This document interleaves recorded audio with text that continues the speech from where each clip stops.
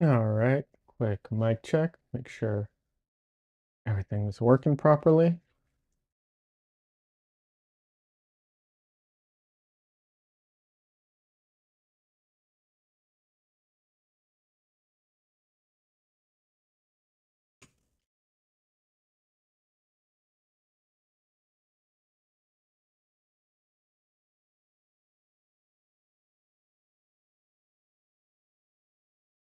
All right, seems like it is.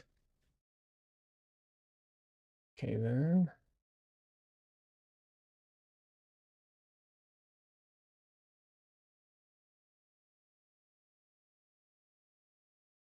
How's everybody doing today?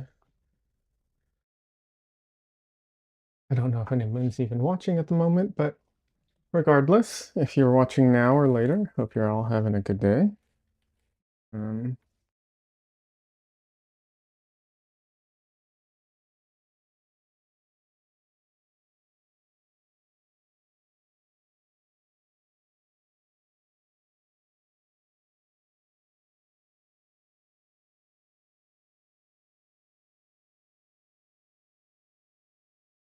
I will be in camera in just a moment. Just moving my desk over to the right place.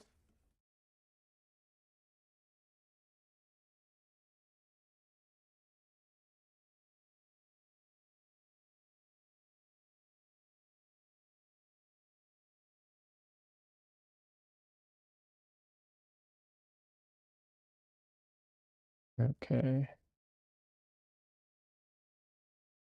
Actually, this isn't the painting I'm going to be working on today.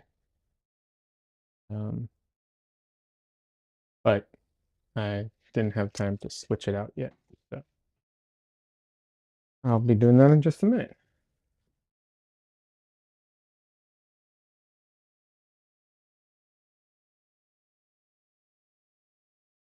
Oh yeah, I forgot I need to put my what's it called? Cell phone arm thing back on too.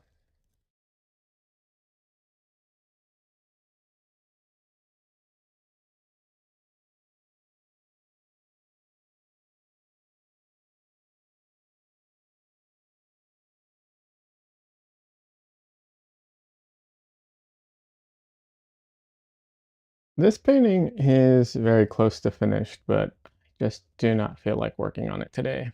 I'm gonna put it aside, give it a minute, and come back to it probably off stream to finish.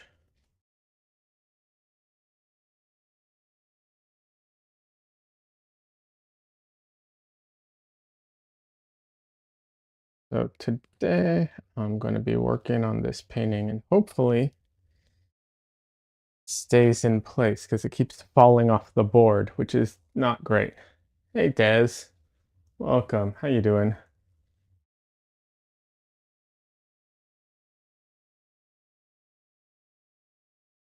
That is a little distorted. Let me fix that real quick. Because in case you guessed it, uh, it is not that shape. Let's see. It is in fact not at a slant like that.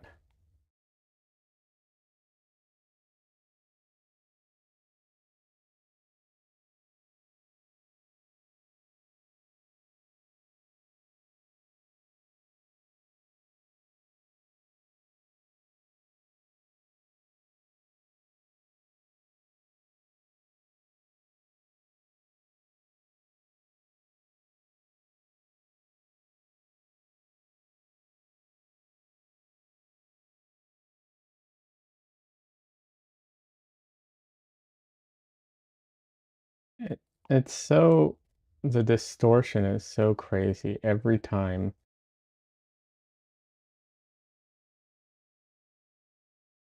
Hey Marco, welcome. How you doing today? Des, if I didn't ask, how are you doing today? Hope you're having a great day. Sorry, I am just gonna finish straightening this out.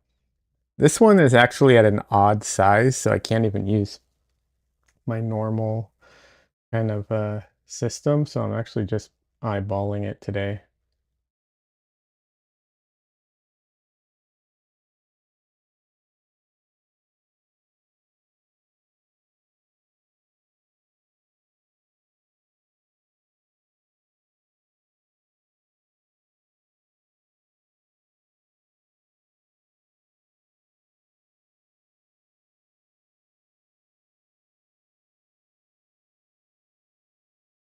All right, that's as close as I'm going to get it. Mark says, good, thanks. Des says, went to visit my mom and sister. Oh, that's nice. Hope everything went well. That's great. Mark, I'm glad to hear you're doing well. Yeah, alrighty. Yeah, as a reminder, in case I know most of you, most of the people who watch normally already know this, but for anybody who doesn't, just so you know, this is what my camera sees most of the time. Is this? This is how distorted it is, and then I fix it. So that's why every time I move something, I have to spend a couple minutes arranging it all. It's because the camera is up here and it's such an angle. But this is so far the best solution I have found for this whole process.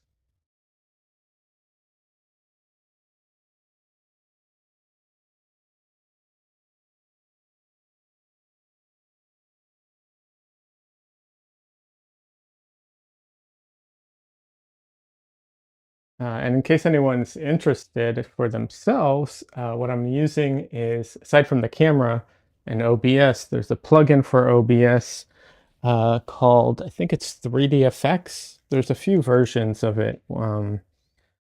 And I'm using that plugin to distort everything. So, so yeah, just in case you wanted to, I know sometimes people want to do that for themselves. So,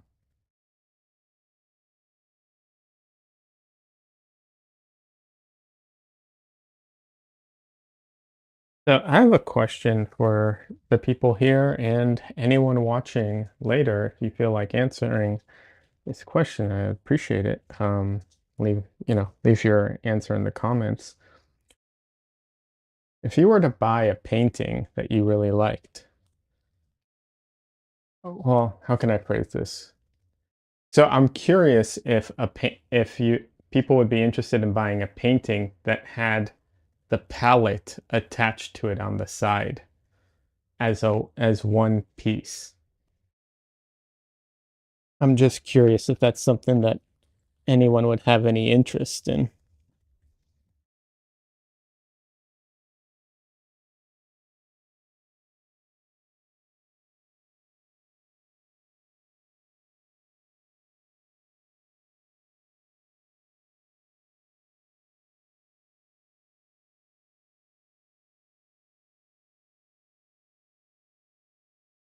I saw watercolor artists who did something like that, and I thought it was interesting.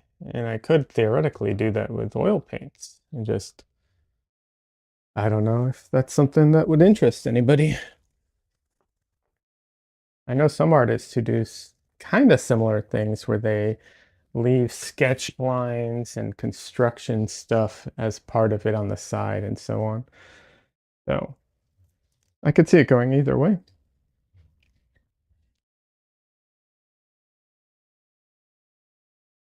Mark says it's not for me, but some might like it, like the idea.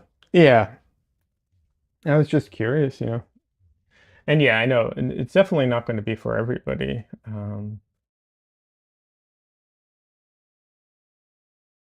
But I was curious because the way I would do it is maybe a little different than how, like what's it called?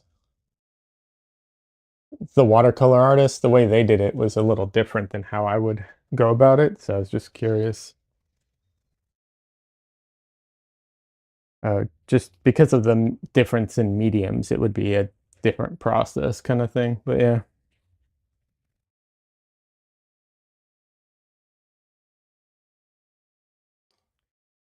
eventually my thought is I would just do it as a single panel. Honestly, I just, uh, you know, paint on a larger panel and use part of the panel as my palette.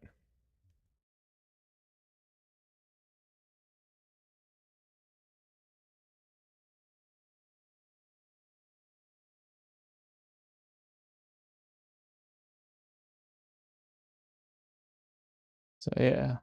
Anyways, it was just an idea. I was curious. One of the reasons I'm thinking about it is I'm about to buy. I'm going to buy some. What's it called?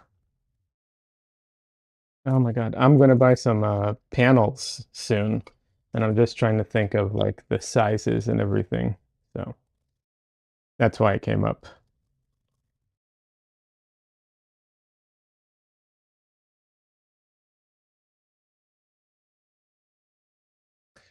Some would buy the palette and call it modern art. Oh, for sure.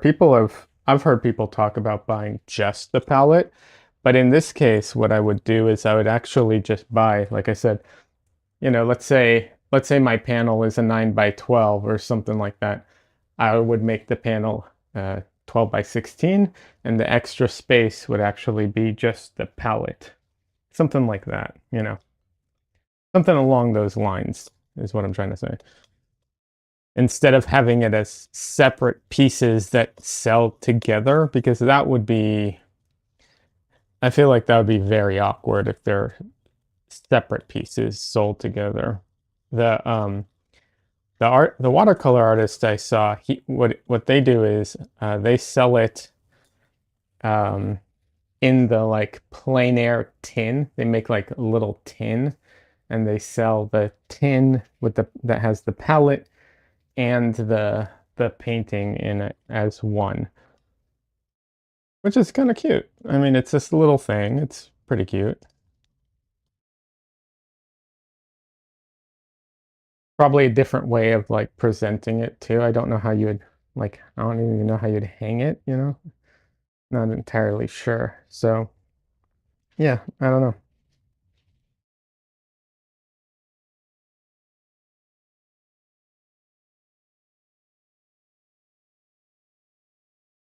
But yeah, I've heard people talk about just selling the pallets before buying pallets. I've heard lots of people talk about stuff like that in the past.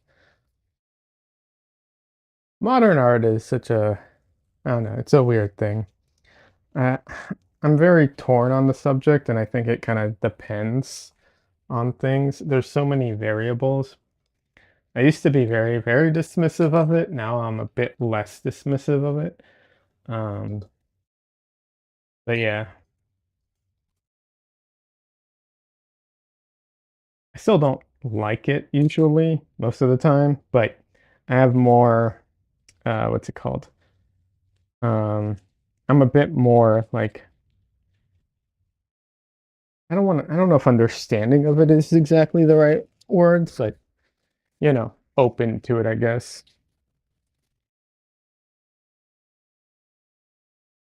Not so dismissive like I used to be.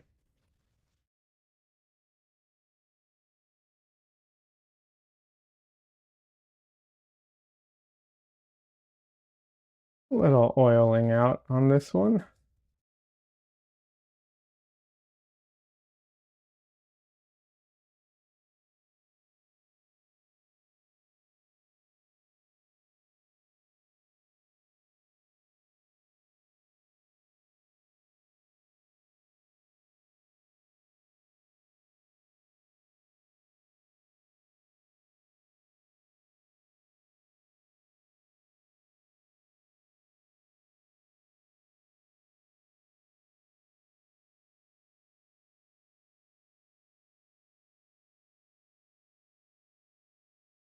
Although I will say this, on some of Nicholas Uribe's streams where he started like where people would find stuff in his palette And so he would start like drawing or painting little characters or things in his palette. Those were always kind of fun. Let's see. Um, Modern art is sometimes the equivalent of Yoko Ono in music. It requires a certain taste. Yeah, for sure.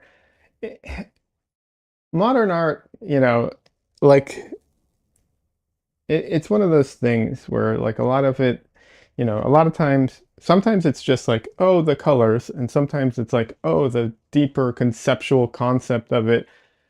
Both are valid. It's just different circumstances. It just kind of depends. And they're often very context oriented and dependent. Um, yeah, it just kind of it changes a lot. And then of course you have, because a lot of that is tied into like the uh, we'll call it the more upscale art world, where they are essentially money laundering and stuff like that. It starts becoming very complicated. I still have to look into the whole thing about Jackson Pollock. I heard this thing that supposedly, and I don't know if this is true. That's why I want to look into it. Supposedly, the CIA invested in him uh, as a way of destabilizing Russia and the Russia's art world. I don't know if that's true. I don't know what the details are. I've heard it online. Sounds interesting. I want to look into it. Might be total BS. I don't know.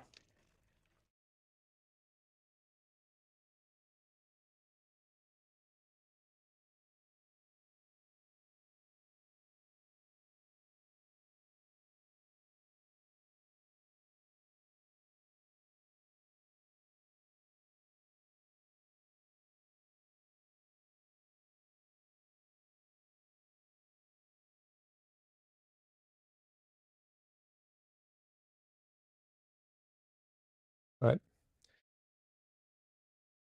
it, I really do wish there was, like, I wish, how can I phrase this? I would love to learn more about art history, which is such a kind of silly thing because there's a ton of information out there on it, but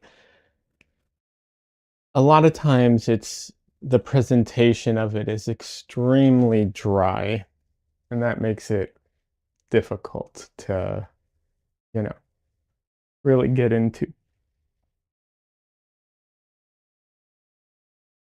for me at least.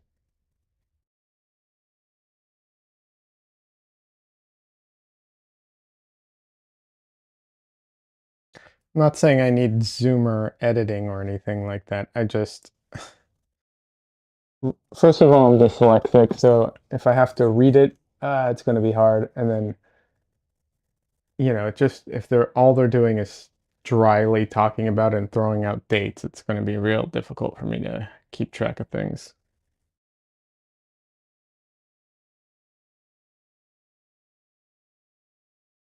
Alrighty.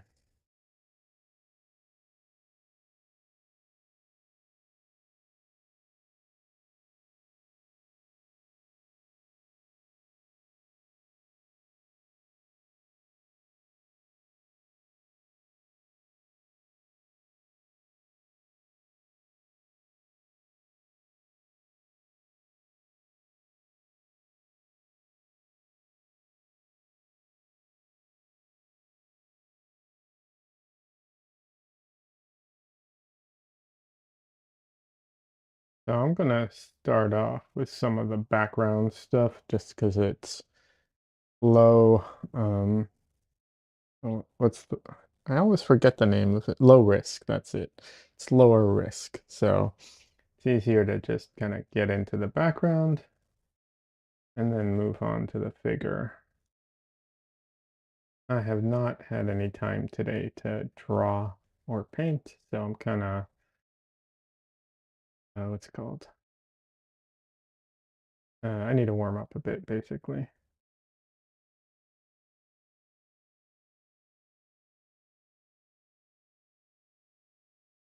This says Russians and their art. Not really sure. I mean, I know what that's in context to. I just don't know what you're trying to say with that.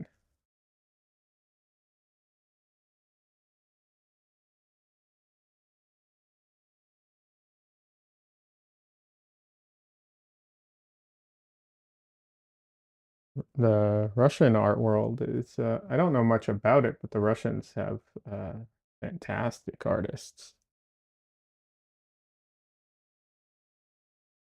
They have, they're very, um, from what I can tell, they're very structured though, like very traditional, very structured. Until they get out of their ateliers and then they start branching out in all kinds of ways.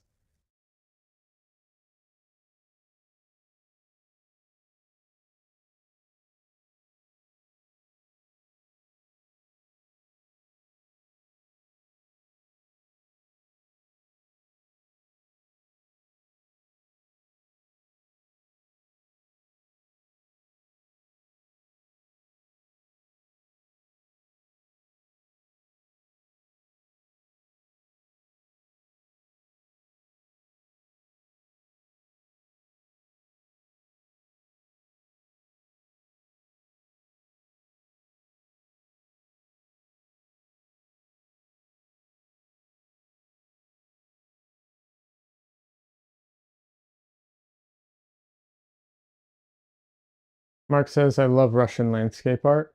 Yeah, they're, like I said, they're very good. I'm not, I just don't know, I just don't know a lot of them or their names or anything, but like a lot of times when I see, I see them online, and, they're great. Um, I know that they have a, like, I know that their traditions and history about it are real, um, date back very, far back and are very strong and yeah, I just don't know anybody's name or have a lot of you know art history knowledge in that department.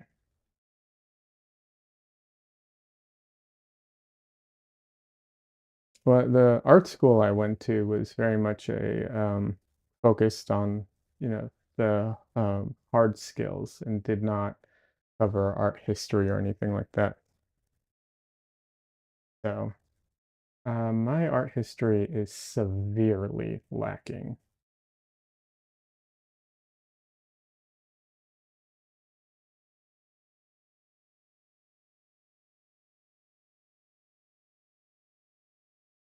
Mark says, I know a ton of them, but their names are hard to remember. Yeah, yeah.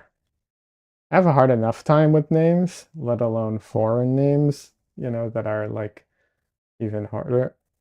Yeah, it can be difficult.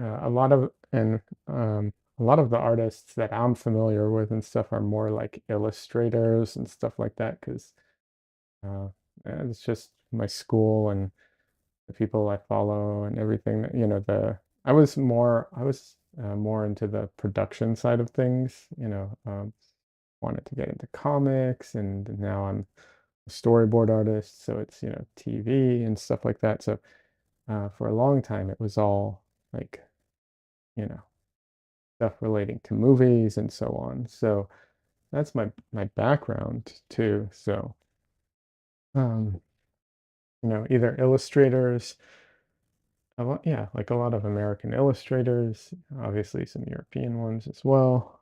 Um, but yeah, my art history is not very good.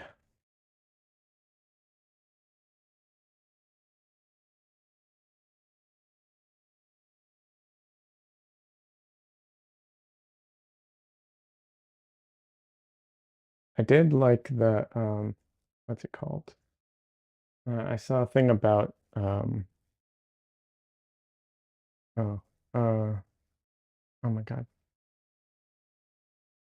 My brain is not pulling the name and I can see it. I just can't remember the name. Um Van Gogh, that's it. Um yeah, I saw a thing about Van Gogh and the theory that he possibly it wasn't him who cut off his ear, but rather his artist friend. And talking about all that stuff. I thought that was very interesting. Obviously, that isn't exactly relating to his art entirely, but it did cover his life and his struggles with art and selling art and so on. But yeah, I do also enjoy the different like that's what learn art history. You can learn so many different aspects of it. There's the lives, there's the influence, there's the type of art that they make. There's all these very interesting things that you can learn about.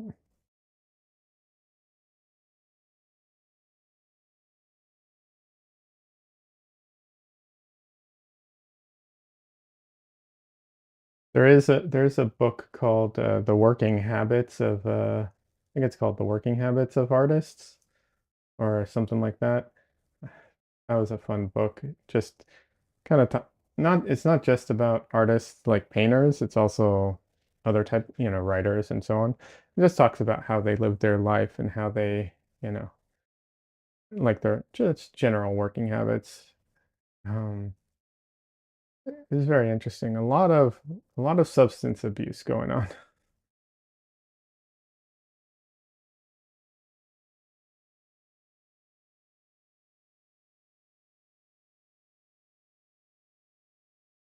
which I know is not shocking to anybody, but it is interesting.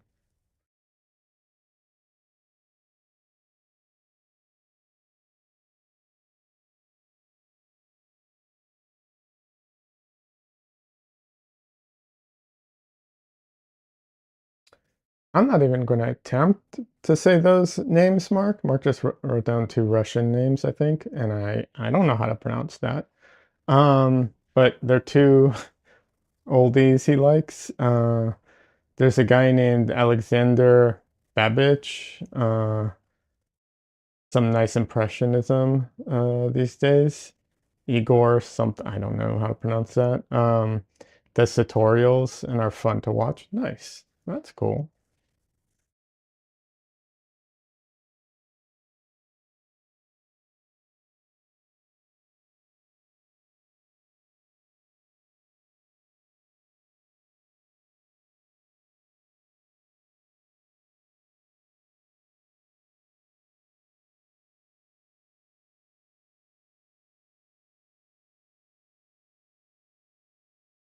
Yeah, some of those names are absolutely daunting to try and pronounce. Sometimes it's the stuff that I can pronounce, but not from a written. Like if someone said it, I might be able to. Hold on a second.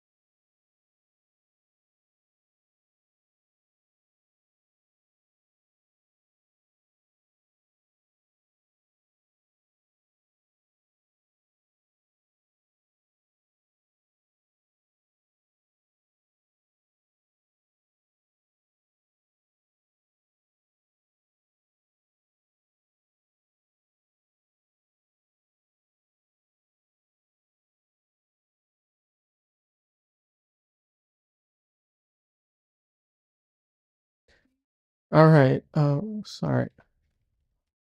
What? Okay. Sorry about that. All right.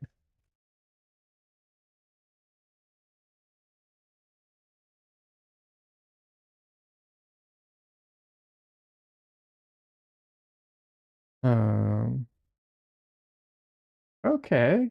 I am about to lose internet connection again. This is the second time this has happened on stream. I'm very unhappy about that. Um, okay. Just a second. Let me see if I can troubleshoot this before it becomes a problem. Um,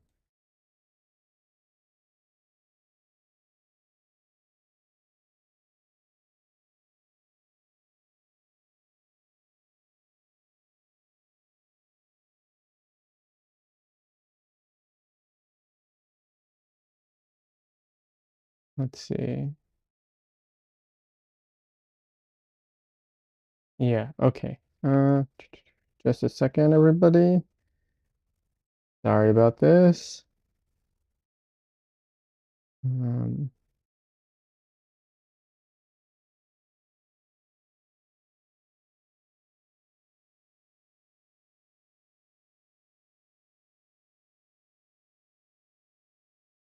hopefully this circumvents the problem.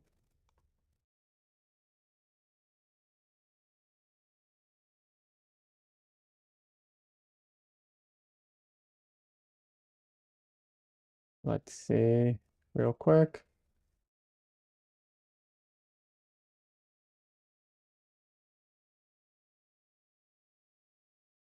Okay.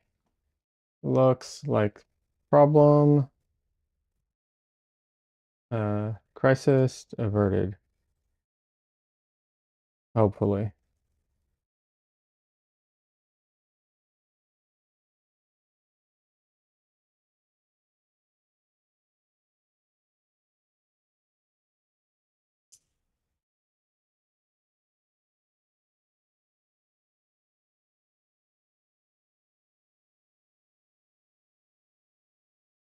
According to this, everything's been good, but it's hard for me to tell. Okay. Hopefully it didn't drop out on anybody.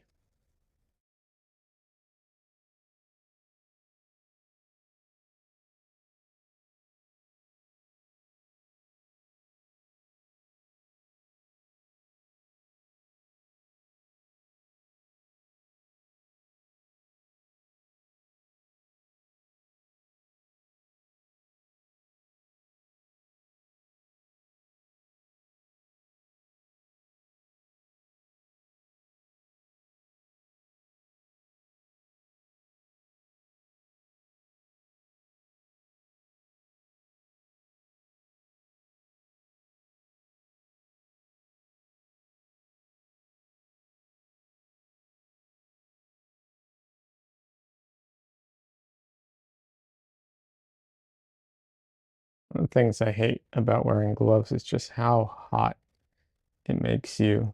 And when it's hot already, it's not exactly pleasant.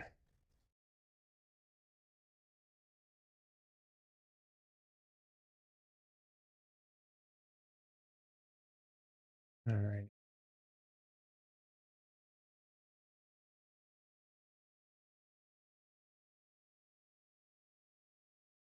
So what's happening here is there's what's it called? Uh, light.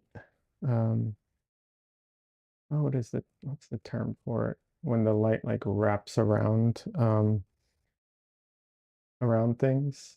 And that's what's happening over here. So I'm trying to paint that in a bit, and then I'll be putting in like the white of the sky behind it, and hopefully it will give the effect of like the light wrapping around and the fringing and everything that's happening.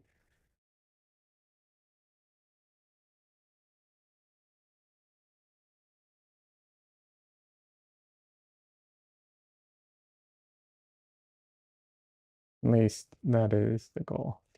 And if it doesn't, I will just cover it all up and then paint it back in. So, you know, not not the worst thing in the world if it doesn't.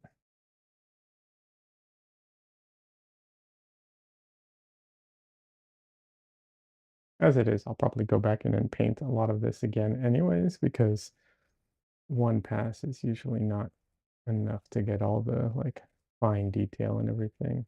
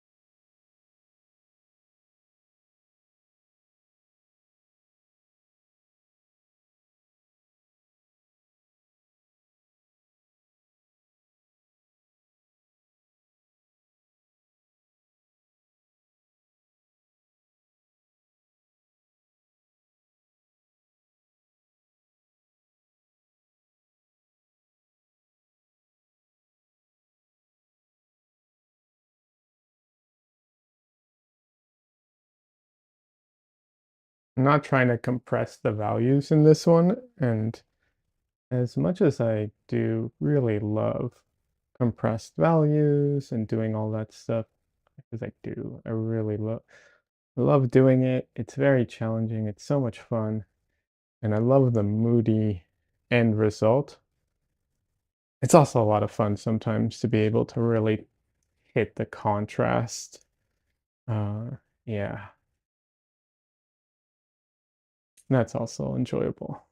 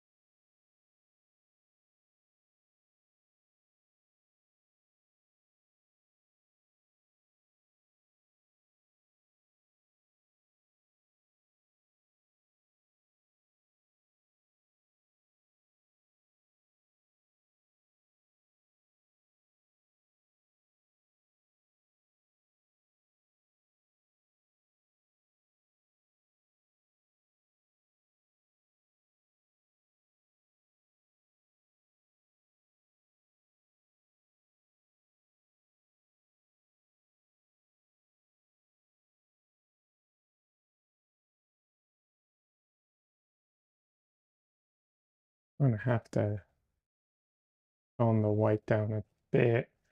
The reason it's so white in the photo is because of the limited dynamic range of the camera, but our eyes have much better dynamic range, so it's not, I don't want to blow it out entirely.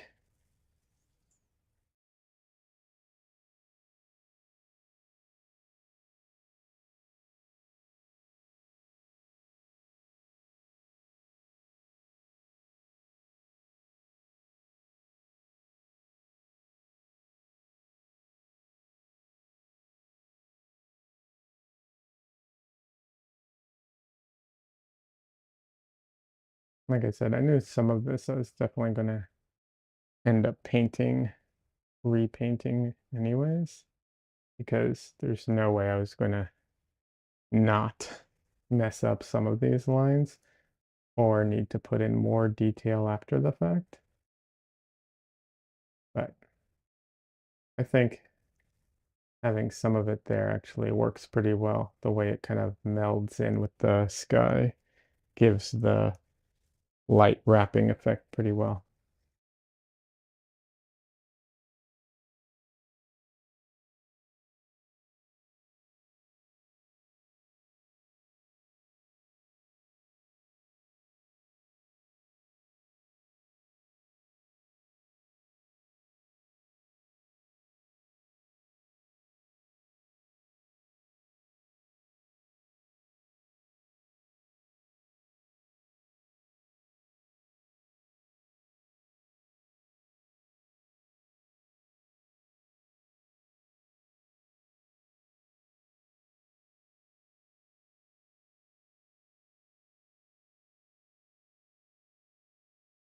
This one I'm even less concerned about because there's going to be a bunch of wood that ends up going in front.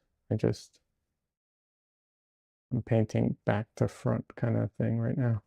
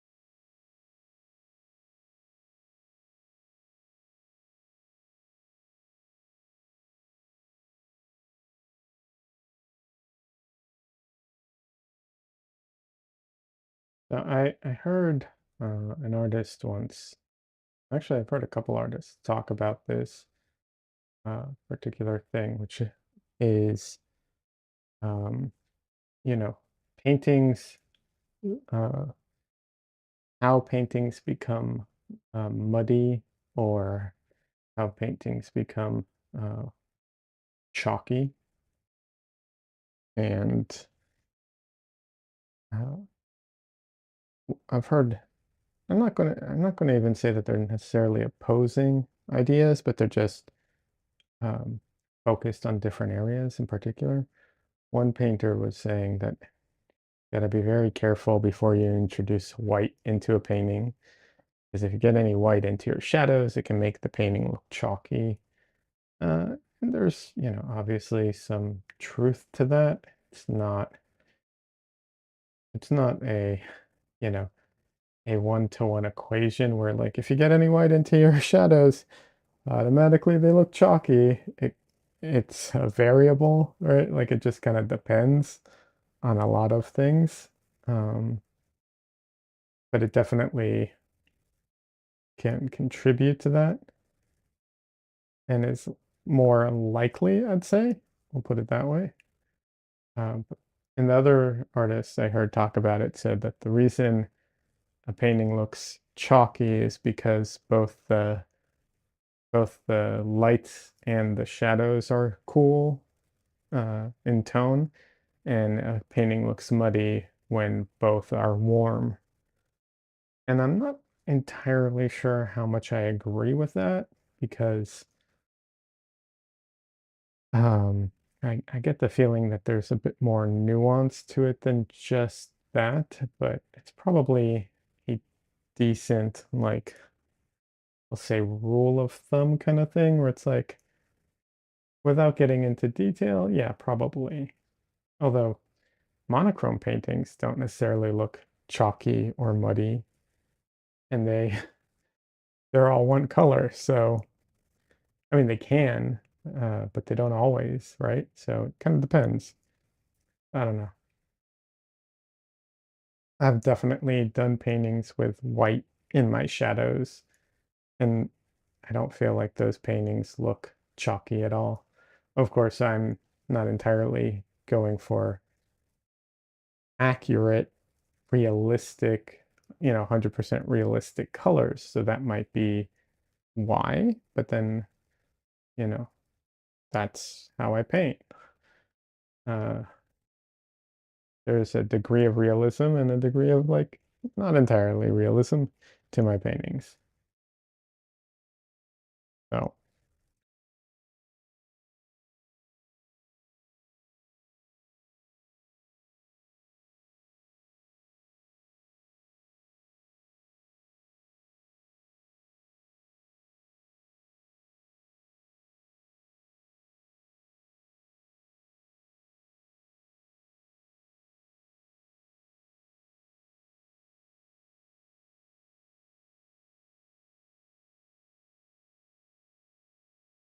the thing is, if you do get white um, into your shadows, and titanium white really does have a tendency to make things look a bit chalkier, and it does cool things off. Uh, but just like any mixing, you have to be aware of what is happening and adjust. If you add white to your shadows because you need to lighten it up or you need to desaturate something, um, but it comes out too cool, then you got to spend the time to mix and warm it up a bit. But it's definitely doable, unless you're talking about maybe the areas that are like the darkest dark part of your painting. Yeah, probably don't add white to those areas, but you know, I think that's pretty self-explanatory for the most part.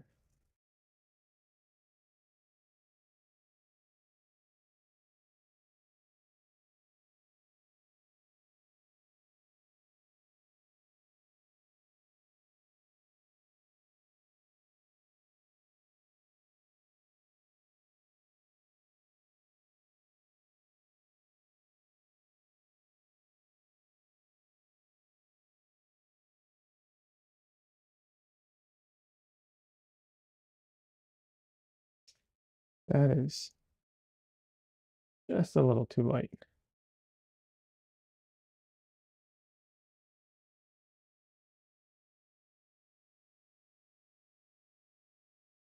Des says, I'm sleepy. Okay, Des. I mean, understandable. And I have an obvious solution, but I suspect you're aware of it already, so my assumption is it's not an option right now.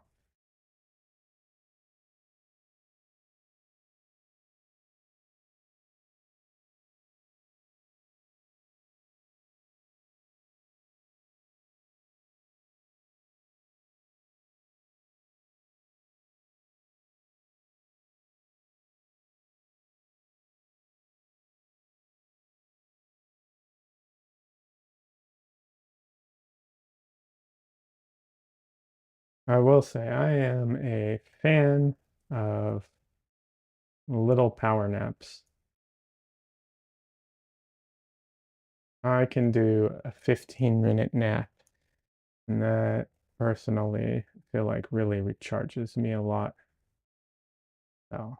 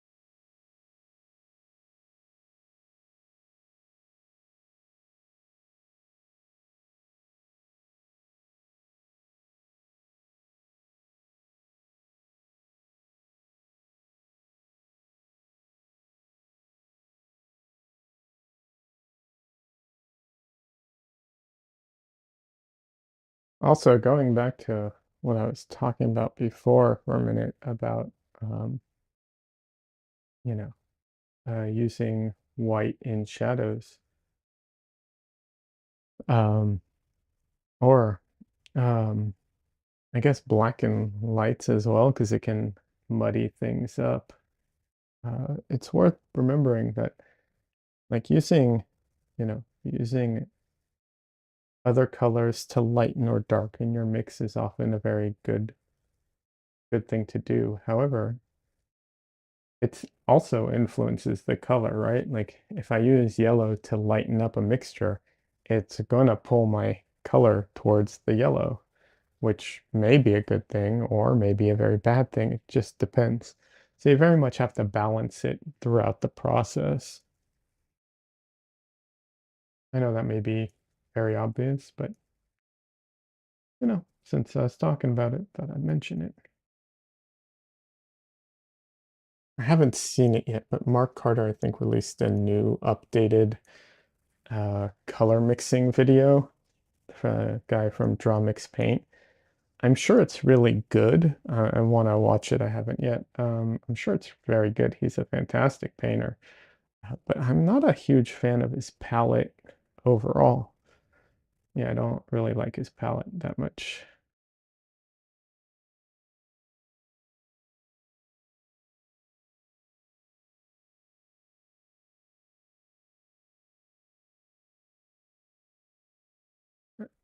And that's not to say that there's really anything wrong with it. I just don't like the limitations that it has. Uh, you know, I think that's really all I all it is. I just don't like that aspect of it.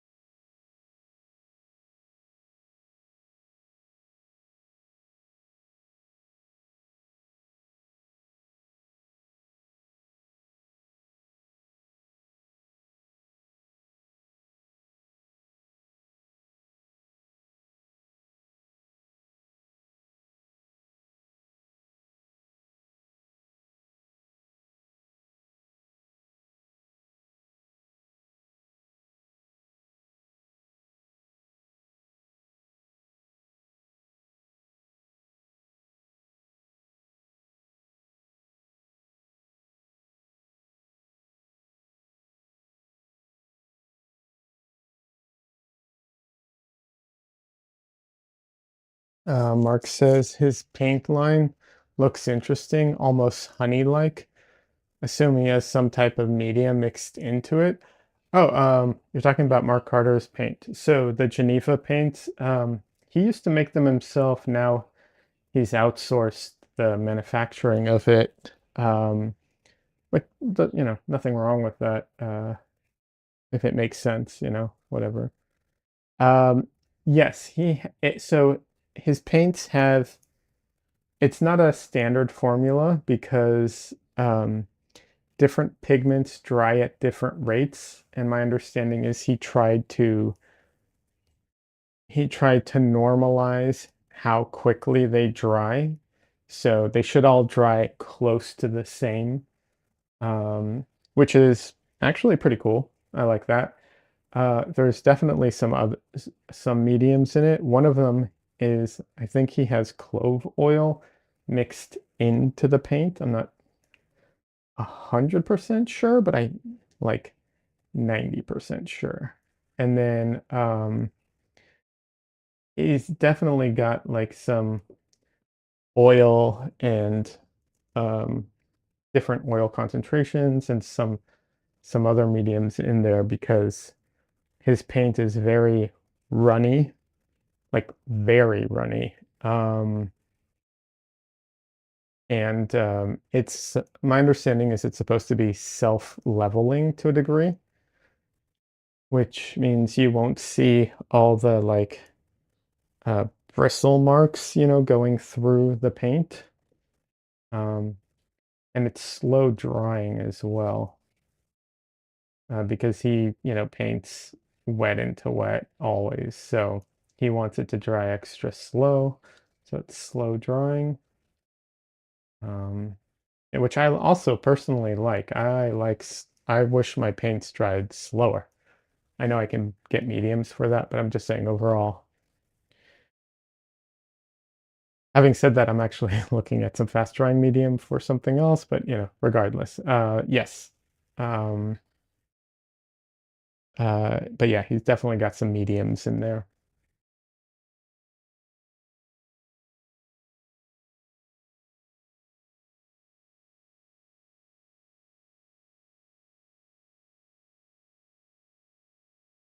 But his line is, if I remember correctly, I think they added phthalo blue a while ago.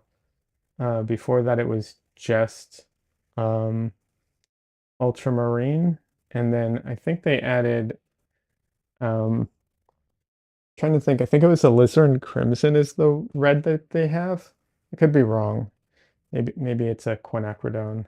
Um, I don't think it's the original uh, alizarin crimson. I think it's the permanent variant. Um, but yeah. Oh no, no, sorry, not crimson. Cad red. That's what he has. Cad red. Took me a second. Cad red. Yeah. And yeah, I'm not a fan of those colors overall. I mean, they're useful, they're good. It's one of those things. There's no such thing as bad paint. Well, okay, there's bad paint, but there's no bad colors.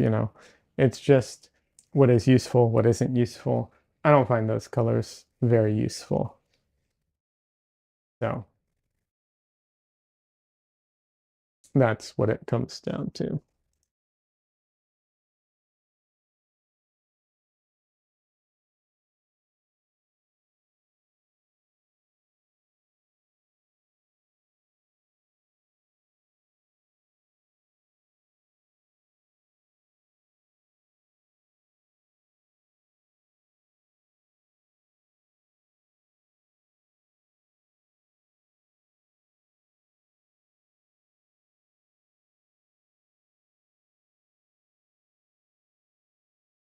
When I One of the most useful colors, I think, honestly, is like magenta or quinacridone rose. I think rose is better than magenta personally, but quinacridone rose is such a useful color. Um, yeah, so useful. And to not have that in my palette, I would whenever I don't have it in my palette, I am frustrated with things.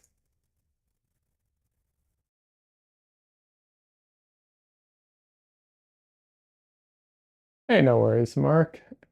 Hope you have a good night, and thanks for stopping by. I appreciate it.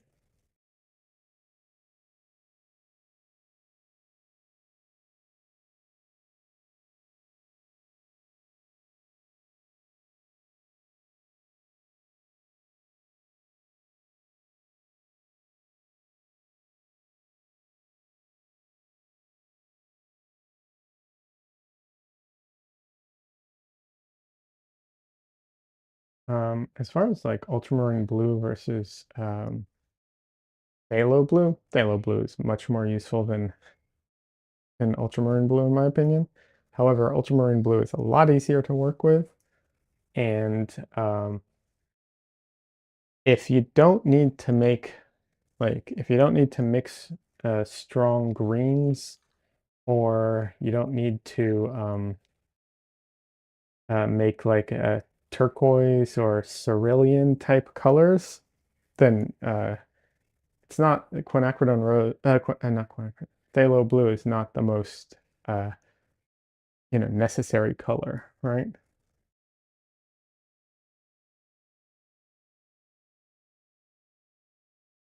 It's just that what is it? Ultramarine blue leans more towards the uh, purple, and it can't really get those like cerulean sky blues the way that phthalo can, depending on the variant you get, of course.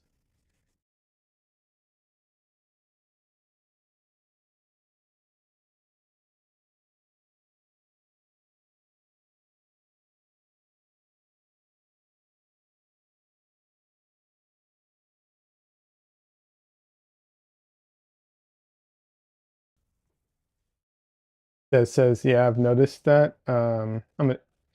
About the blues, yeah.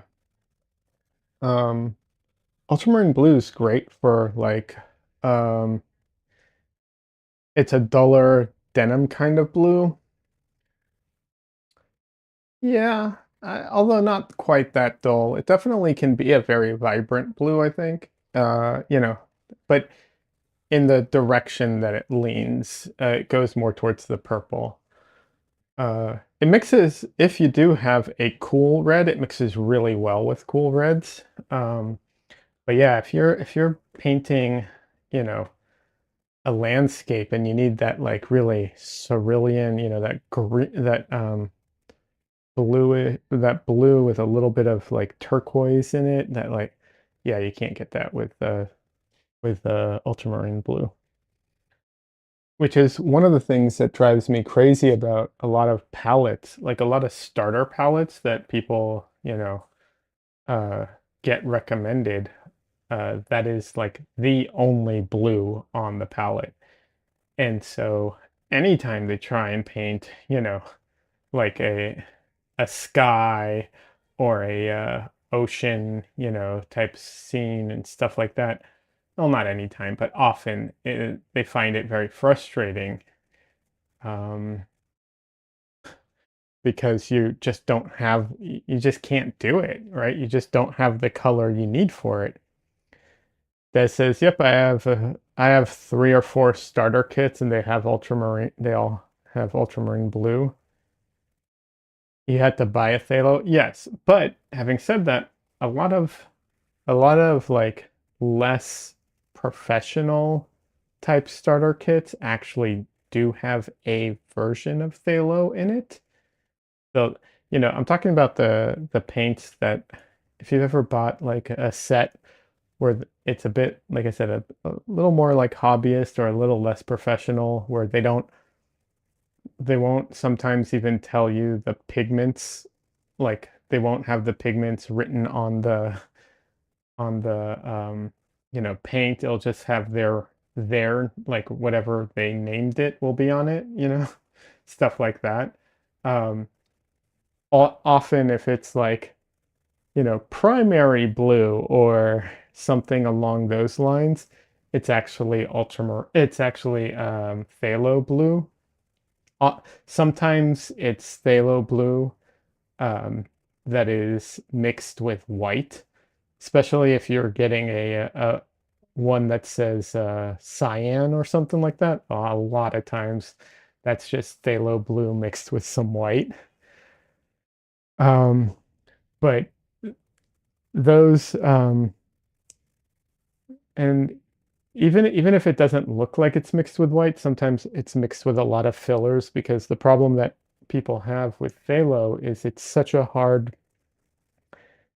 such a hard paint to work with, because it's like just the smallest amount overpowers everything. So what they do is they actually, um, they mix in either white or other pigments or fillers to kind of tone it down a bit and to make it easier to work with. This is not professional art supplies. These are like more hobbyist type of supplies, beginner stuff, things like that.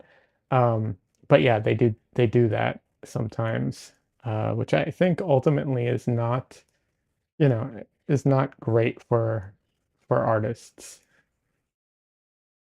I do think if you just take the time to kind of get used to working with phthalo blue, it is a very strong color, but it's very, very versatile and useful. That's my opinion on it, at least.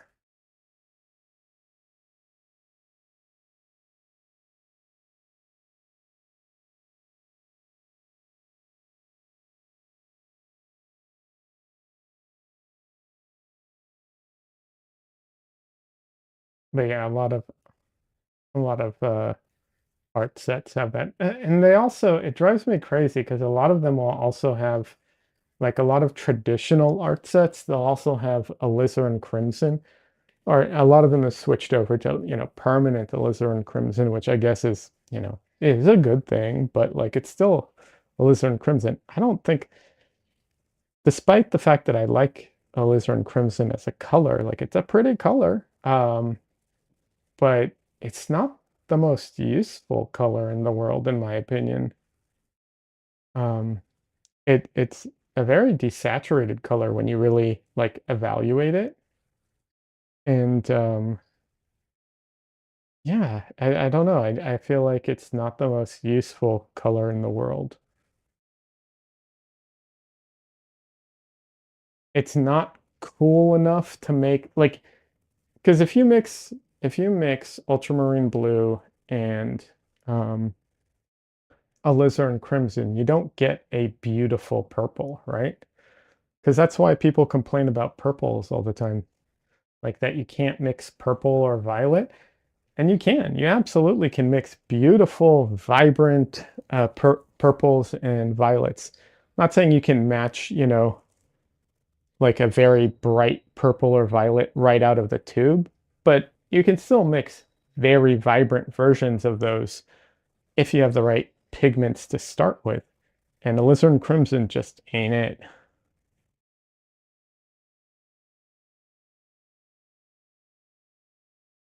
It has too much, it's too desaturated and dark for that.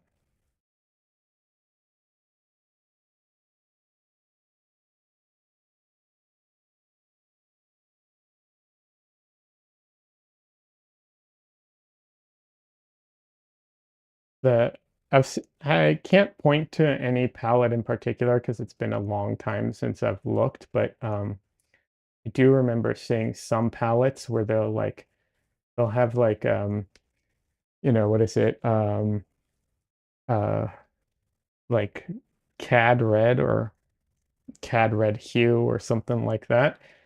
And then they'll also have like cad yellow deep or like a orange or something like that. I'm just like, why? Why do you have so many of the same, like, it's not the same color, but it's, like, why would you ever need this? Like, you, you can mix this if you have the right colors. Like, give them the right colors and they'll mix it. Why are you giving them these redundant colors?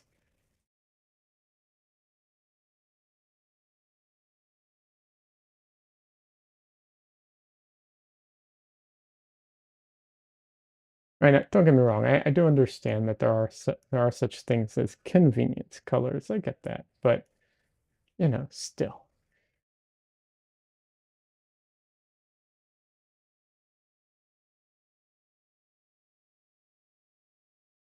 And while I'm at it, you can't mix good blues with ultramarine blue, right? So you can't mix good blues with ultramarine blue, and you can't mix good purples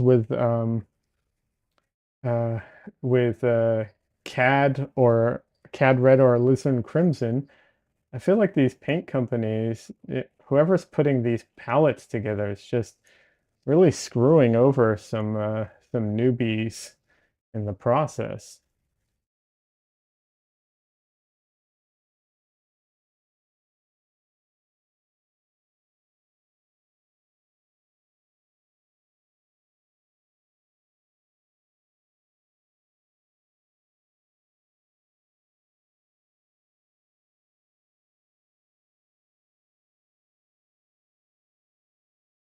Personally, that's one of the ways I evaluate if a color is good or useful for me personally, and if it's staying on my palette, is if I put it out on my palette and I never touch it and it just dries there and I don't use it for anything, well then either I'm doing something wrong, or, and this is the more likely thing, is that I have no use for that color on my palette, so I take it out. I used to have uh, CAD red light. Yeah, I used to have CAD red light on my palette, um, but I took it out because I almost never touched it anymore. So there was no point in still buying it and putting it on my, putting it out all the time and so on. Just felt very redundant. It's a great color and there's a lot of uses for it. And if I'm doing a certain type of painting, I will, you know, pull it out and use it for certain things. Um, but that it's going to be very situational, not always.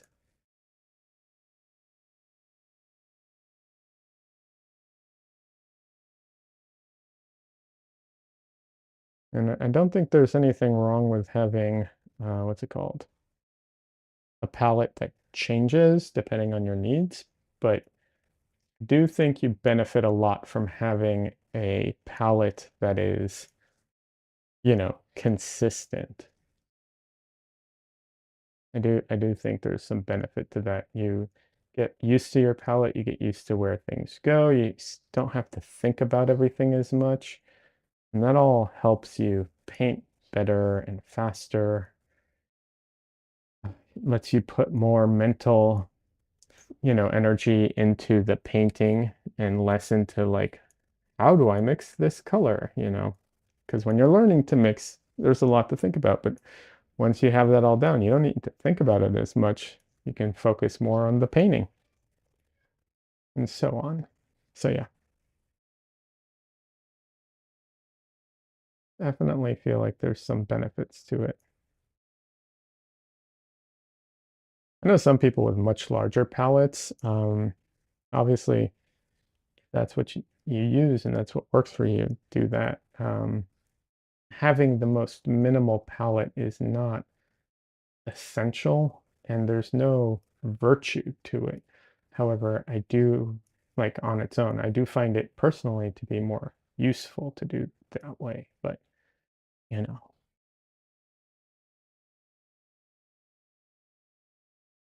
it's definitely not the only way of doing things.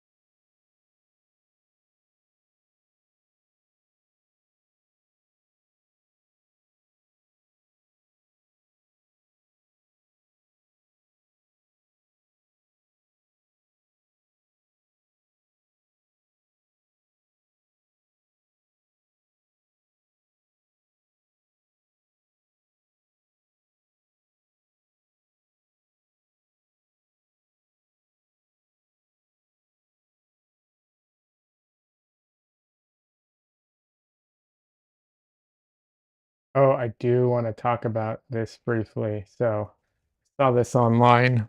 I try to avoid this subject, not as much as I could because I could avoid it altogether.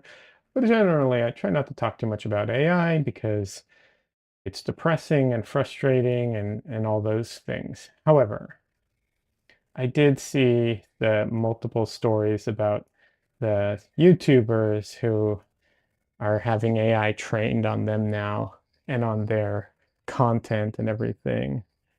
And one of the YouTubers I follow, Brad Colbo, he did a great job going over it. Hold on a second. Des says, just got word that the rep from the Public Health Agency in Canada is going to do a photo essay about our project. Oh my God. Des, congratulations. That's fantastic. I know you're probably not happy about that, but that is great news. I'm so happy for you. This is amazing. Des is doing this really cool project, and things are going really well so far. So it's very, very exciting.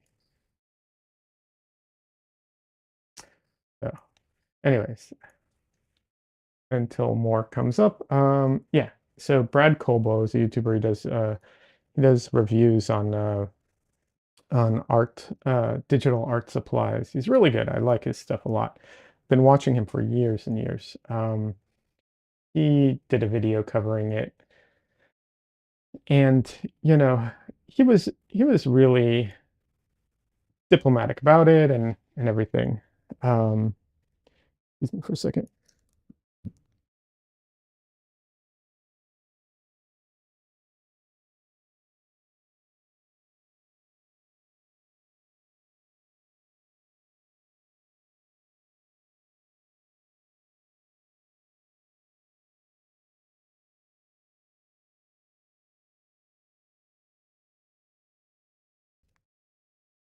Thank you, Des.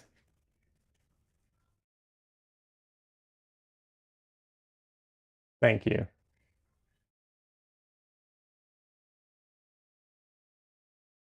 Okay. Well, let's see. Where was I? Okay. So backtracking a bit, Brad Colbo, a YouTuber, does tech reviews on for artists. Really good YouTuber. I like his stuff a lot. He did a story about this, and so did Philip DeFranco. And um, Brad was really good about it and went over everything very responsibly, I thought.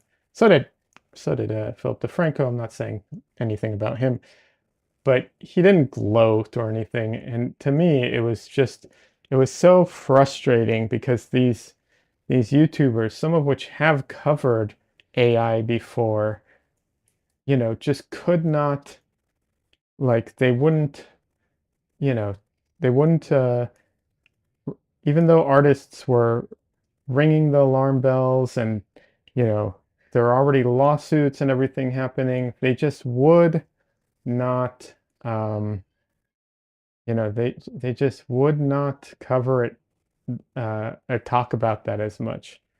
And then, um, and now they're being trained on, and now they're having their stuff stolen, so now they're upset. And it's like artists have been telling you for years at this point. It's so frustrating that they, wouldn't listen until now. Only now, when someone's taking from them, can they perceive the problem. It's extremely frustrating.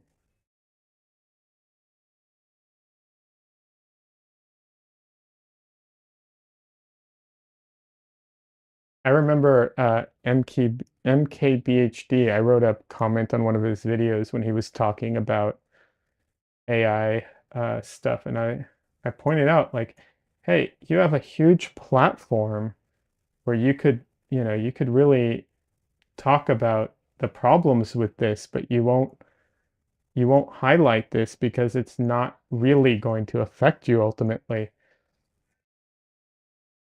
And Yeah, he didn't. And even though it is kind of affecting him, ultimately, it's not really affecting him because once you're that big and you have an audience, you know, an AI isn't going to replace you, but it will affect others that aren't as big as him. Anyways, so I'm glad that what's his name, Brad didn't gloat or anything, but and I'm not going to gloat either, but it is very, very frustrating. Hey, Lost Pixel, welcome. Almost didn't see you there.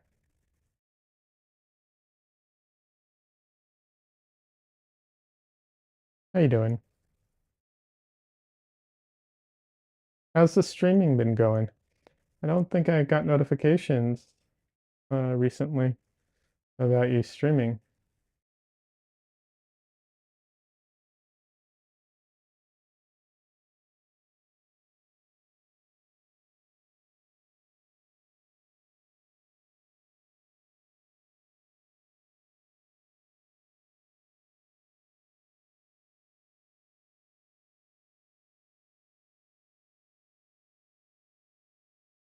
Let's see. Des says, I'm finding so many people now having to add to posts that their work is hand done and no AI used. Yeah, I'm sure.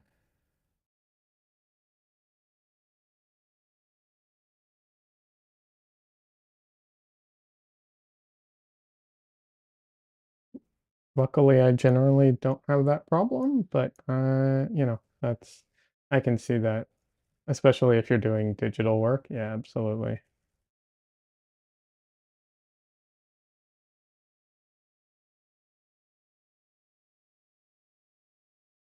There was what was it, a couple uh probably a year ago at this point, but like I think it was like a year ago when I was fighting with a lot more people on Twitter about AI related stuff.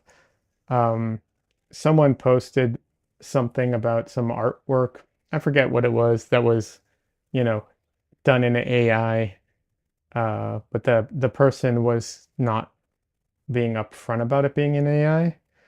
And so I did like a wireframe breakdown of the artwork, and why I think it's AI because I like a bunch of things just didn't make sense, right? And so I was just drawing like so I basically I drew over it and I sketched out like the forms and where things would be going and like used wireframes to kind of show the mass of things and how they like nothing kind of hooks up correctly and all the mass just is wrong. And people who, are AI enthusiasts or whatever who have no idea about art are just like, look at these people doing these like I forget what they said, but they're just like, what is this, stuff? And I'm like, it's all it's basic like sketching and wireframe drawing stuff. Like this isn't a novel concept, if you sketch and you draw and you create stuff from your head, and you do like animation or concept work or designing, vehicles or anything or buildings or 3D anything. Like this is all like basic stuff, and I'm just like, you guys are so out of your element. You have no idea what you're talking about. They they they they don't know how much they don't know. You know what I mean? It's like the Dunning-Kruger effect, to the extreme. They have no clue. And it's so interesting to see people who don't know what they're talking about, you know, comment on things and think that their opinion is very, very valid just because it's their opinion. It's like you just are uninformed is what the problem.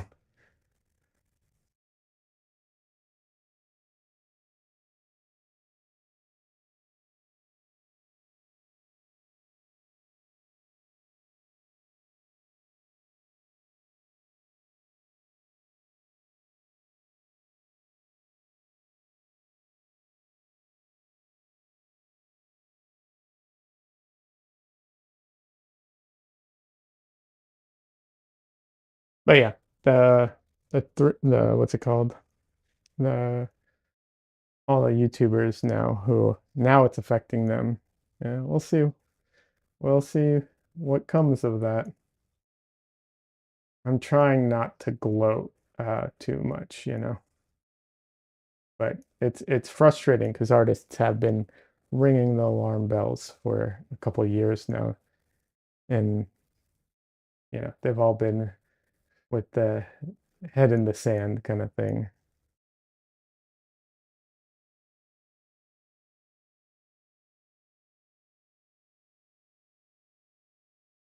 I've also heard some people talk about the fact that like consumers don't care if something's AI or not, and so on. And there's a degree of truth to that. Like, if a video game is good and it was made with or without AI, most consumers aren't going to care, right? I get that. However, and the other thing is if it's cheaper, consumers will, go towards the cheaper option, right? Like that was the argument, and that consumers ultimately don't care. And I get that argument. However, it's a very bad argument because yeah, consumers don't care. And but if you could easily steal from a store, right? Like if you could walk into any store and just take stuff for free, and there was no repercussions, yeah, people are going to do that. But then you're not going to have stores anymore, right? So just because consumers don't care doesn't mean that society and doesn't care ultimately, right? Like eventually. So that's what laws, government, and all those things are for, right? Anyways, I don't want to get too much into AI stuff because it's frustrating and annoying and a lot of other negative things. So, but it is something to, obviously to keep an eye on with the YouTubers and everything. And also check out Brad Colbo if you're into digital art, want reviews on tablets and stuff like that. He's got a lot of good resources.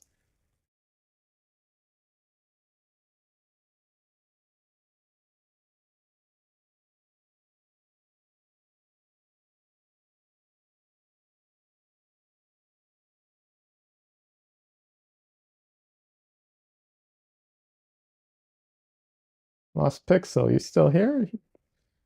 You want you came in, said hi, and are now very, very quiet. It's okay if you can't talk. I was just asking. Want to see how you're doing. What's new with you? How's the how's the welcome robot? The waving welcome robot. Still seeing ghosts?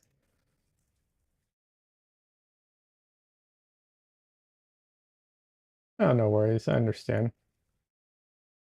A lot of people do that. They watch multiple things at the same time or are part of multiple chats.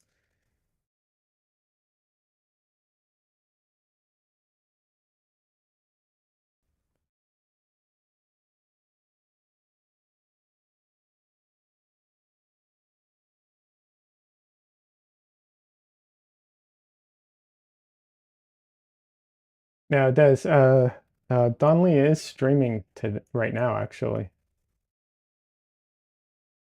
but not, and it's not movie night tonight. Donnelly is just he is streaming though.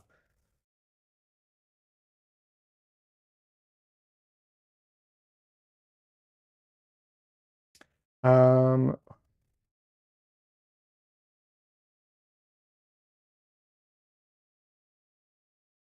Lost Pixel says you, Lauren, and Don tend to stream at the same time. Yeah, who's Lauren? I'm trying to. I don't know if I know Lauren. I was just asking how you're doing. I was asking how the welcome robot is doing. Lauren's lair. Okay. Don't think I know her. Maybe I do, but I can't remember right now.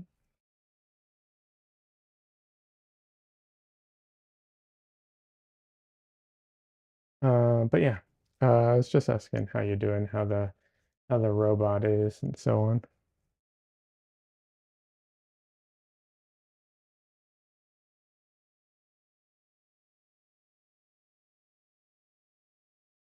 Doing okay, busy day. Sadly, my defunct part robot died. Oh, well, at least the world is safe from Skynet for another day.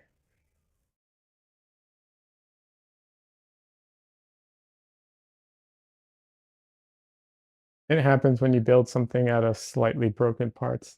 You know, that does make sense.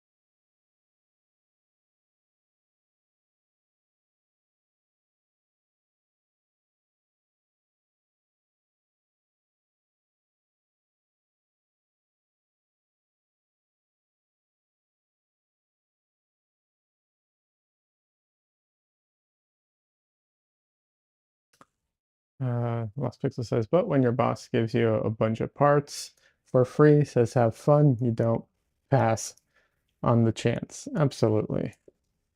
Makes sense to me. All right, quick stretch break.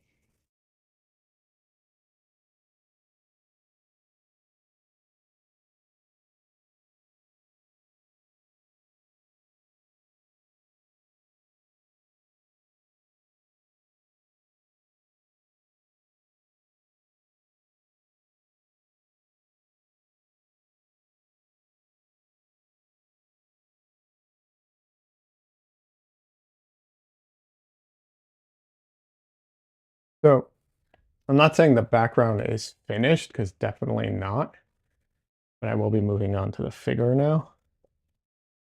Because a lot of the background it's starting to come together.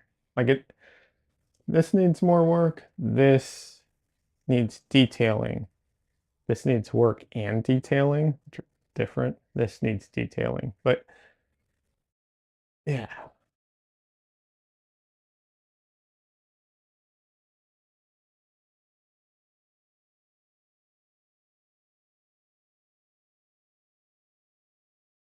Otherwise, I think it's starting to come together.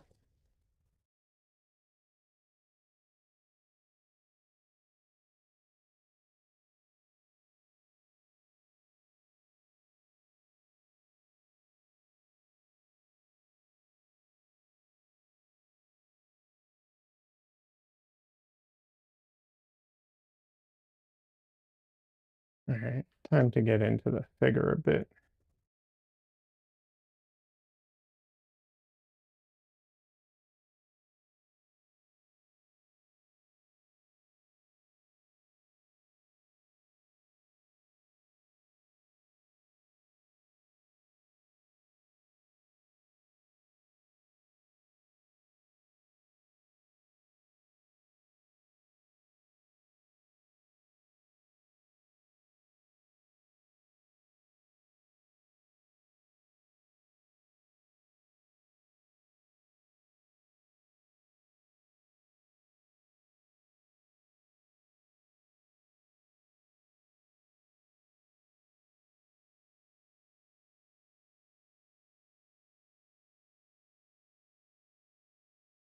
Yeah, I was messaging with Don Lee before stream, and I was like, "Hey, man, looks like we're both streaming at the same time today."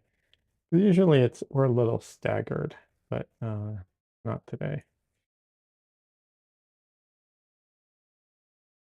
We'll see. I am going to be adjusting my stream schedule probably in the next couple weeks, um, because of, life changes.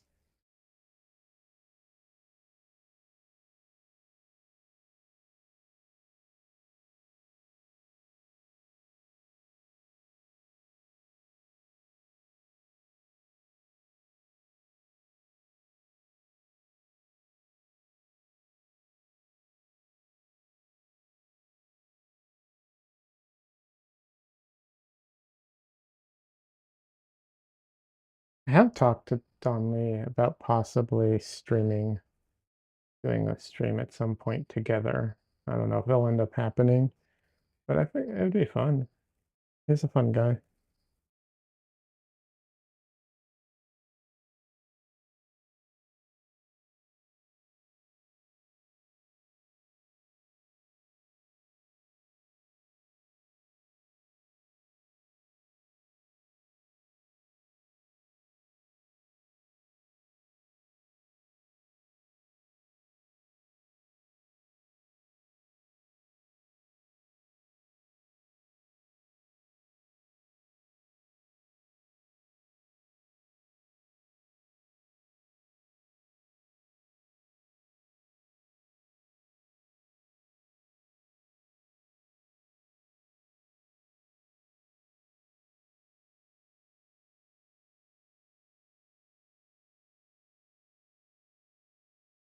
Oh, there's a hair here. There we go.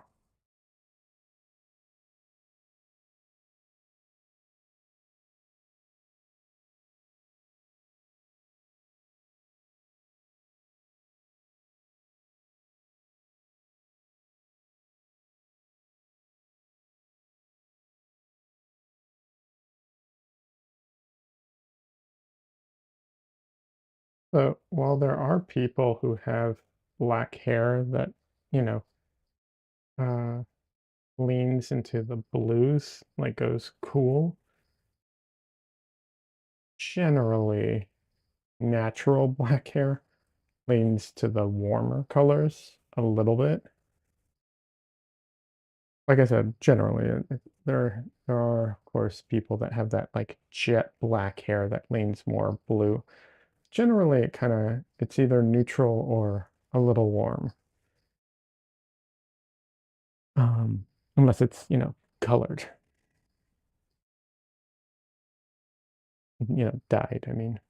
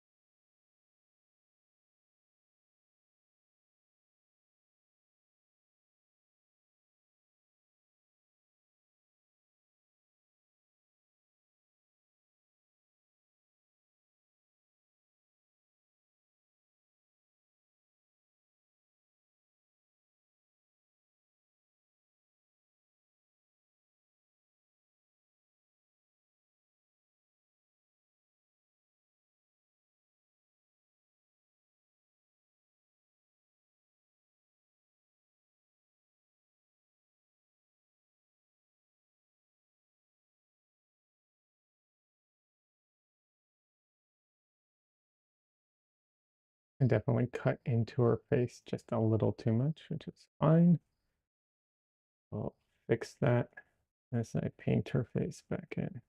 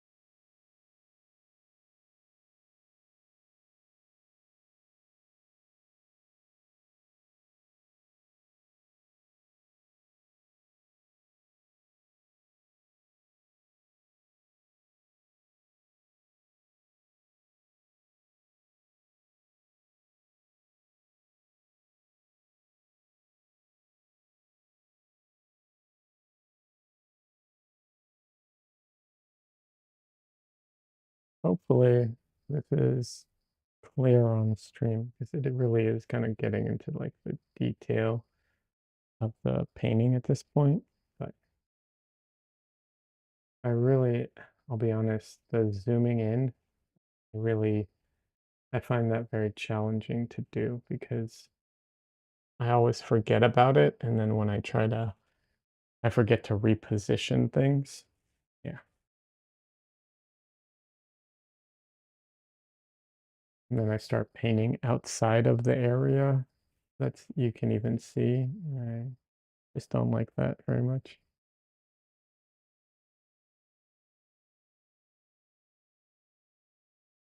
So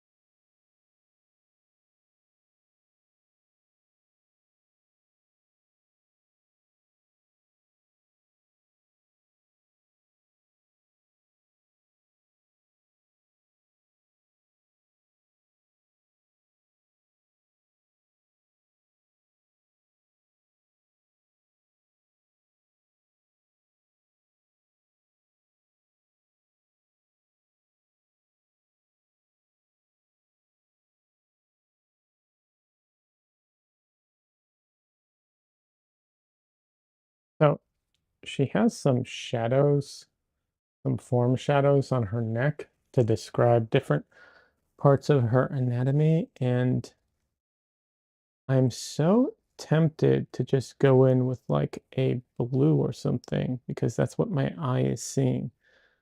But it's not so blue. It's a desaturated. Some of it's veering into the blue actually. It's kind of a cool red, desaturated cool red. Interesting. All right.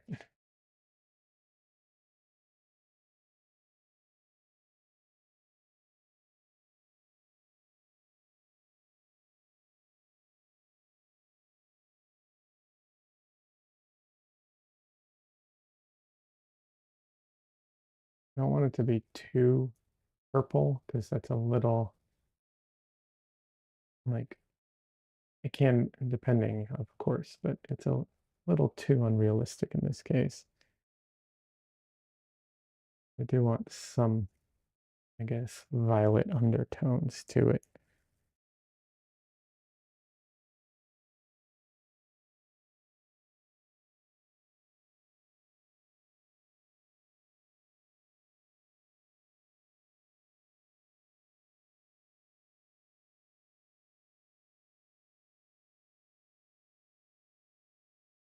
What I'm trying to do here is I'm actually trying to put down um,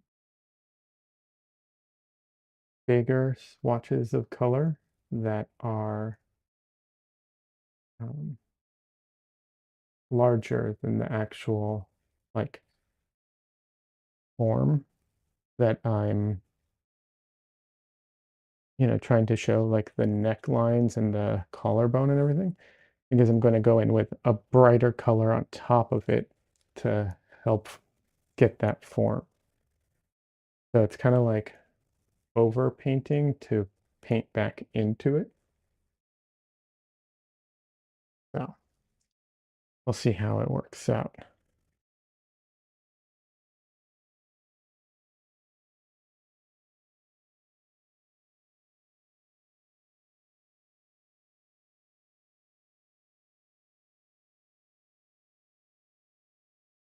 The reason, so here's the reason for that. The reason for that is because I'm hoping that I can put down fewer marks and still describe the same thing. That's the goal. Don't know that I'll pull it off, but that's what I'm aiming for.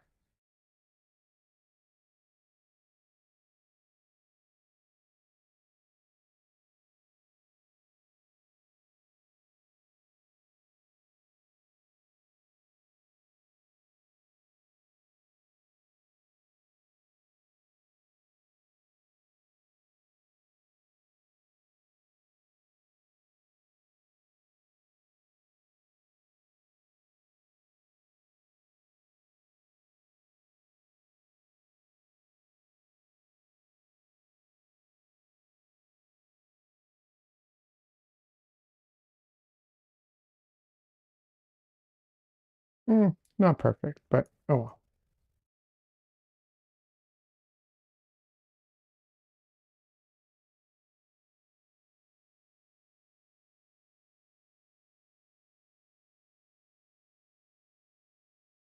It is a very, very small area, so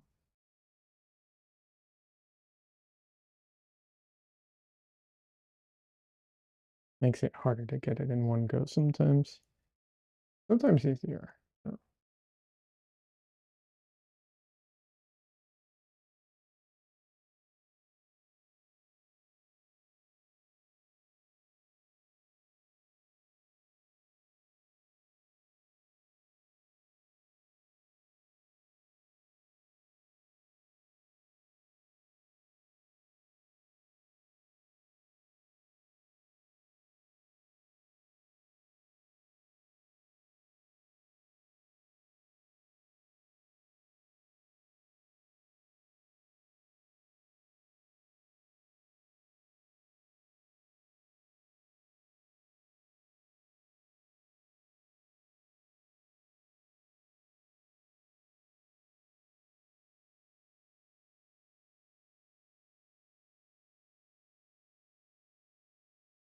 Maybe I'll need a little more adjustment than I originally wanted it to have, but oh well.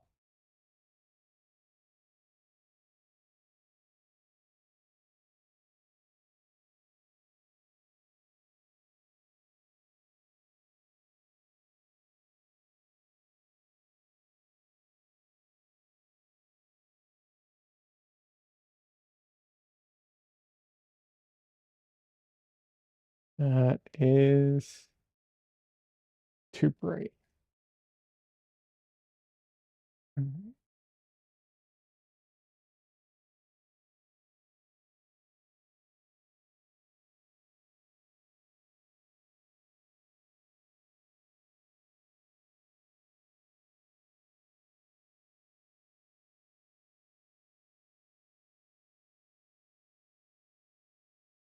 She is wearing a necklace. That is going to be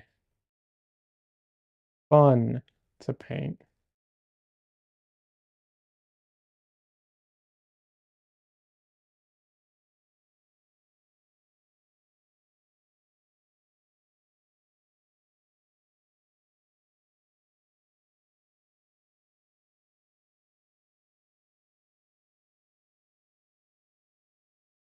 Yeah, that other color is just too glowing. It needs to be a little darker.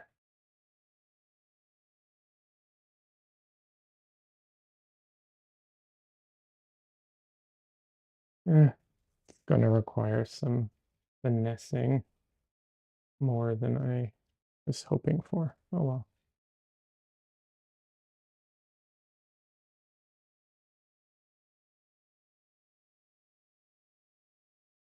I actually really enjoy doing that.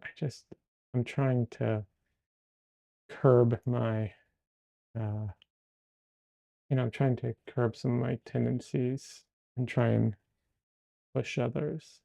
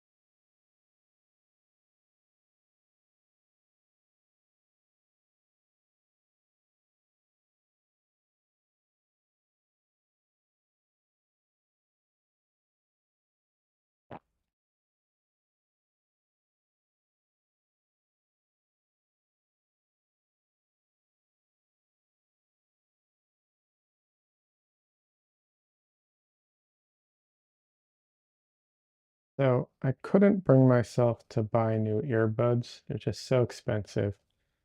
Even, even though they were on sale um, during, what's it called? Amazon Prime Day. I just couldn't bring myself to do it. So frustrated with how fast these ones, died and everything.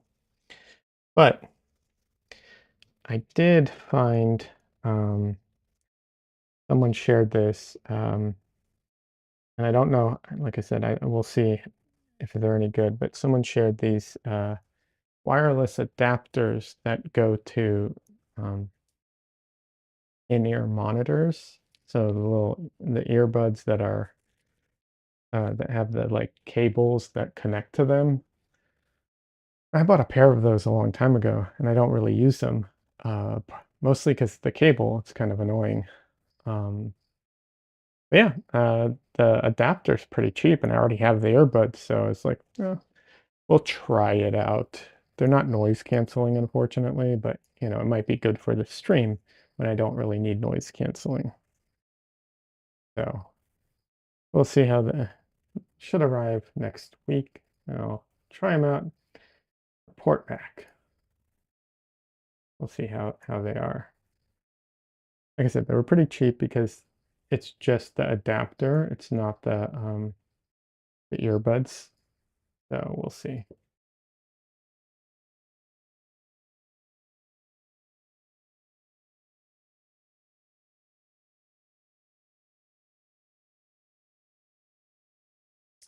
Lost Pixel says my last pair died, but they worked okay. You're gonna have to specify a little more than that because that could mean so many things for for a decent amount of time. I'm hard on my stuff. Well, what type of pair was it?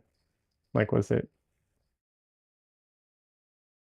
and not brand, I mean, just are they wireless earbuds? Were like what? I'm just trying to get the general context.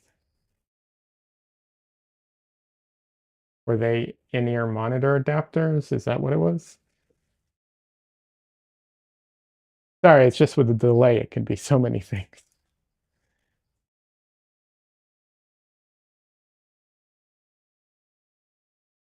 They were a neckband headset. Ah, I cannot do neckband headsets, but yes, those are. I've heard good things about some of them.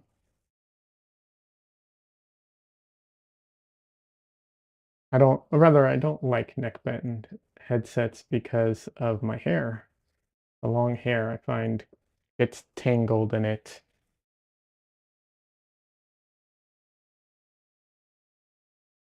They also had AC in them. You mean ANC? Um, like noise cancellation?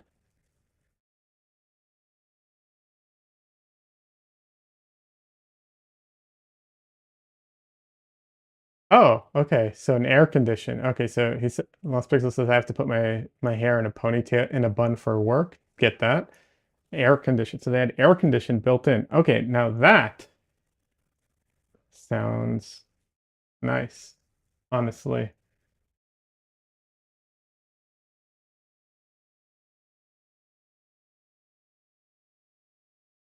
Is it just a fan? Is that the thing? It's just like a fan on your neck kind of thing?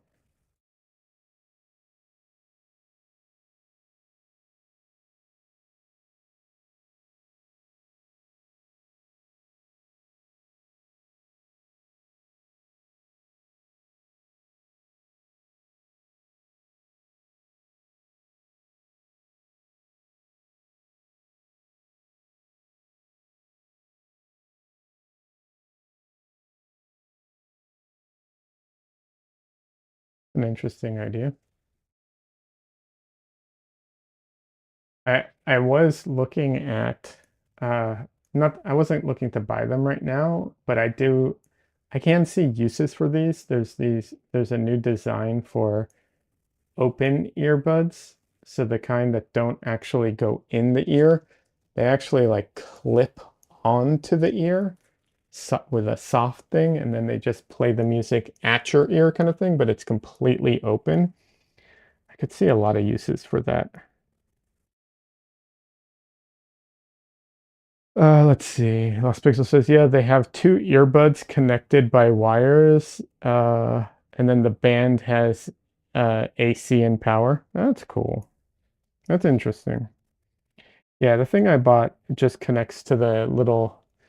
So I have these. Um, I bought a cheap pair of in-ear monitors that supposedly is pretty good. They're these. Wait, they're like these thingies, right? Um, these come off. The wire comes off.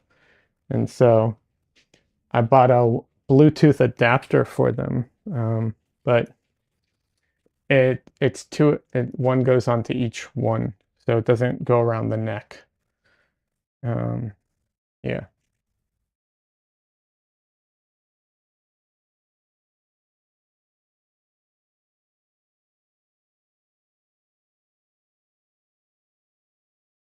like I said, it was relatively cheap. It was like 30 bucks. So it's just like, okay, that can work. Des says I'm going to head to bed real early for me. I'll see you guys soon. Hey, no worries, Des. Have a good night. I hope you feel better.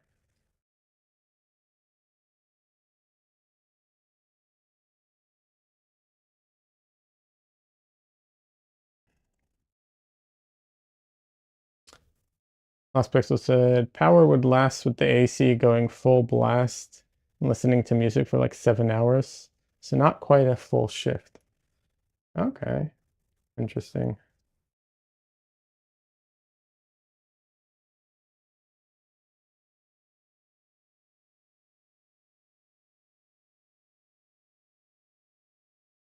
I'm actually going to be ending stream relatively soon.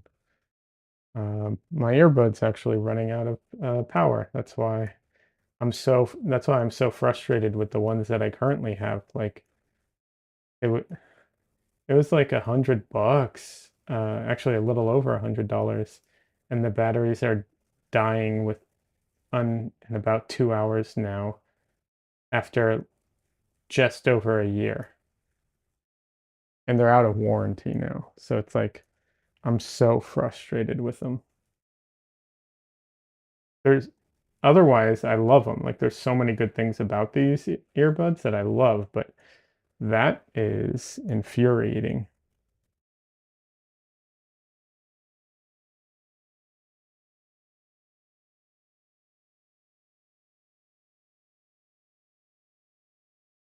Yeah, these are I bought a pair of Sony's, and they're obviously Has some brand recognition there and everything. Yeah, I'm so pissed.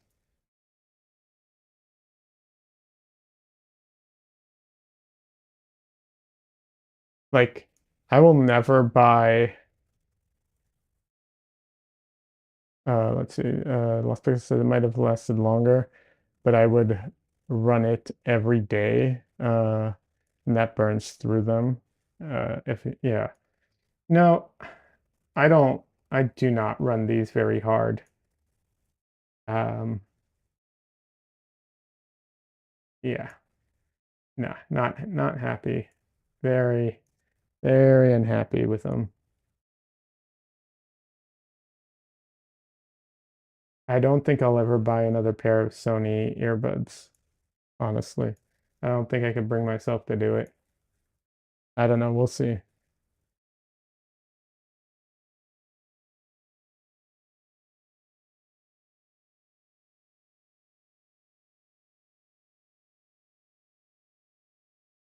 Like, I do not run these every day until they are out of juice. Like, I do not run these hard. I do use them when I stream, and I use them on other days, but usually for very short periods of time. So, yeah, it's I'm super frustrated and yeah, I don't know what to do. Like I reached out to them, they didn't do much about it. Like I said, it's out of warranty technically, but yeah.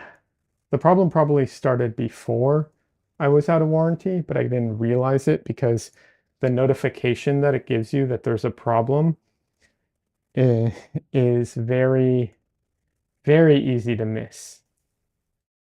Um, so what they do is there are certain problems that the light will flash on the charger, and it'll let you know there's a problem. Um, but if the charger is in your pocket, you're not going to see it. And then after a while, it stops flashing, and it never notifies you in any other way about the problem. So, like, okay, even though there's an app, even though there's all this stuff, it won't like notify you. Well, it's real easy to miss the flashing light on the charger case if it's in your pocket or on the desk somewhere and you're leaving it, right? You're not like looking at it. So, yeah, really, I think they're kind of shitty the way they handle this stuff. They probably don't want you to realize there's a problem and for it to go bad faster. Because the faster it goes bad, the sooner you buy a replacement.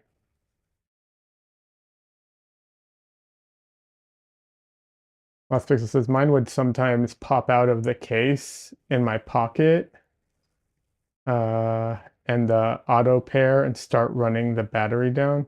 Yeah, no, so mine, what it does is I think it lets you know if there's a problem, like if the connectors are dirty and it can't charge, or if it's overheating, like if charging it is heating it up too much, it lets you know. But the light is right here. There's a little light. Where's my face? There's a little light right here that lights up. This is in your pocket or face down on the desk or charging somewhere. You'll never see the light. It's not that bright. It's decent LED, but it's not that bright. So yeah, yeah.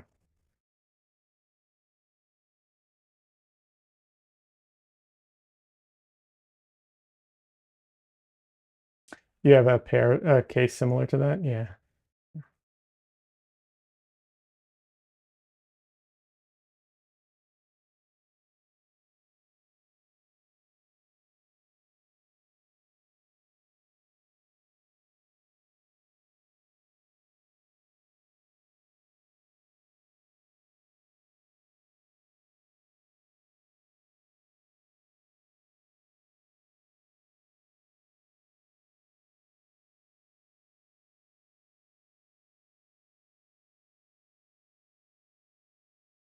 like I said, they have an app. They could easily have a thing that notifies you, that there was a like it could easily save a log to let you know there's a problem or something, right?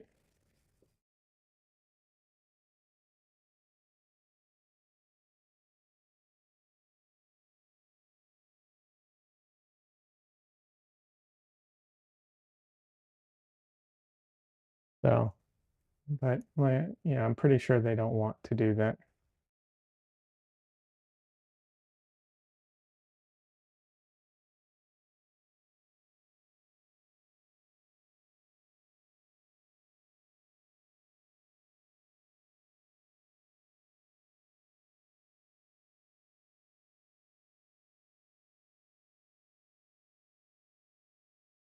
That is definitely too bright, but I could not get the more subtle color to go down properly, so I will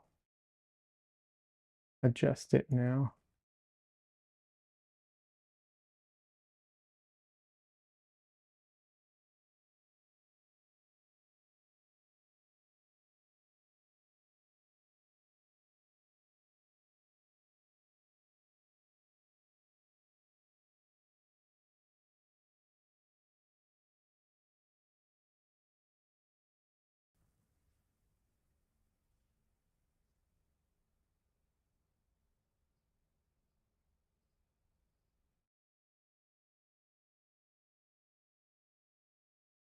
But yeah, anyways, I should stop complaining about my earbuds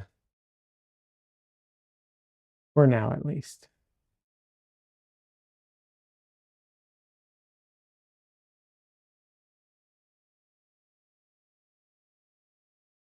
I'm also going to be calling it a day, I think, for the stream. Yeah, I'm starting to make more and more mistakes, so that's a sign to me that I probably need to take a bit of a break, let myself rest, come back to it a little fresher later tonight or tomorrow. But yeah, um, Lost Pixel, thank you so much for hanging out. Des, Mark, everyone else who was not in chat, thank you so much for watching and hanging out. I appreciate it. Anybody who watches after the fact, I appreciate it. I will be back on Sunday to stream. Yeah, what else? Uh, Las Vegas says, yeah, have a good rest of your day, Leod. Thank you, appreciate it. Um, but yeah, I think that's about it. Gonna call it a night. Have a good one, everybody, and see you around. Join the Discord. We have fun events and stuff. That's it. Bye.